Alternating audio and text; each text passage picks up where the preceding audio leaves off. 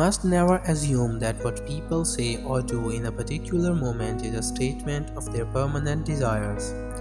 Practical knowledge is the ultimate commodity and is what will pay you dividends for decades to come, far more than the paltry increase in pay you might receive at some seemingly lucrative position that offers fewer learning opportunities. The fetish is an object that commands an emotional response and that makes us breathe life into it. Because it is an object, we can imagine whatever we want to about it. You must convince yourself of the following. People get the mind and quality of brain that they deserve through their actions in life. Nobody likes to believe that they are operating under some kind of compulsion beyond their control. It is too disturbing a thought. Persistence of little progress wins over brute force. If you allow yourself to learn who you really are by paying attention to that voice and force within you, then you can become what you were fated to become, an individual, a master. You cannot hit two targets with one arrow.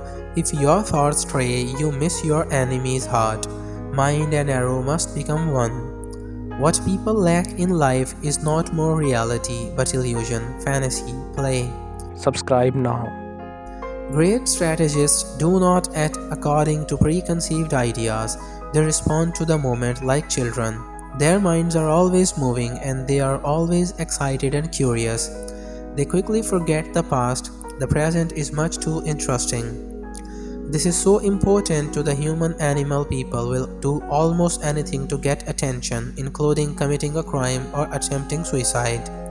Look behind almost any action and you will see this need as a primary motivation. The goal of an apprenticeship is not money, a good position, a title, or a diploma, but rather the transformation of your mind and character, the first transformation on the way to mastery. Being more careful is not what we need, that is just a screen for our fear of conflict and of making a mistake. What we need is double the resolve and intensification of confidence that will serve as a counterbalance. If you feel lost and confused, if you lose your sense of direction, if you cannot tell the difference between friend and foe, you have only yourself to blame. Half of your mastery of power comes from what you do not do, what you do not allow yourself to get dragged into. Although it was pure luck that the book Improvement of the Mind fell into his hands, it took someone with such focus to recognize immediately its worth and exploit. Subscribe now.